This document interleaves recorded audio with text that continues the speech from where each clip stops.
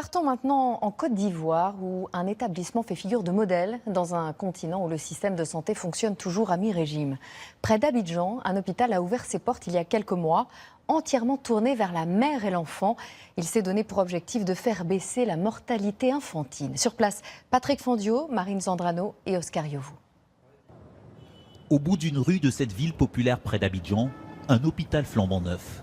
Le plus grand d'Afrique noire francophone dédié aux mères et aux enfants. Ce matin, nous accompagnons le docteur Koulibaly dans sa tournée quotidienne. Ça va prendre un peu de temps, hein. Donc, il faudra être vraiment patiente. Du temps pour évaluer les risques avant une décision délicate. Déterminer avec la sage-femme la bonne heure pour déclencher l'accouchement de la patiente. Elle n'est pas encore franchement au travail.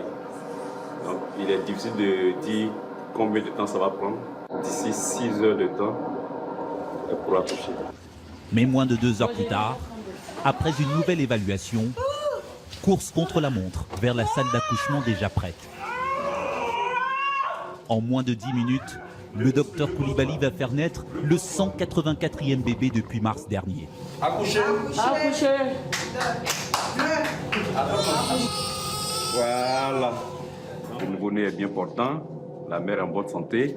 C'est l'objectif.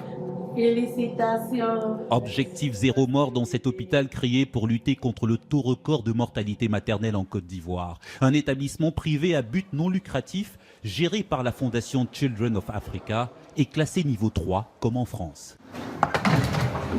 Dès la fin de la matinée, le compte à rebours pour le chef Oscar qui doit servir près de 200 plats par jour. C'est la loco nationale. Voilà, c'est le plat que les Ivoiriens aiment beaucoup. C'est de la banane plantain. La 504 est au sémi. Mais celle qui a le dernier mot en cuisine, la voici, Natacha, la diététicienne qui doit goûter et valider chaque menu. Bien dosé en sel, pas gras et pas épicé. Tu as vu, tu sens un peu le petit parfum de curry là. C'est parfait pour les malades. Des malades qui pendant ce temps se succèdent au bloc de chirurgie gynécologique où Marie-Josée a choisi de se faire opérer. Une opération ici, mais avec le même plateau technique qu'en France où elle avait envisagé de se rendre.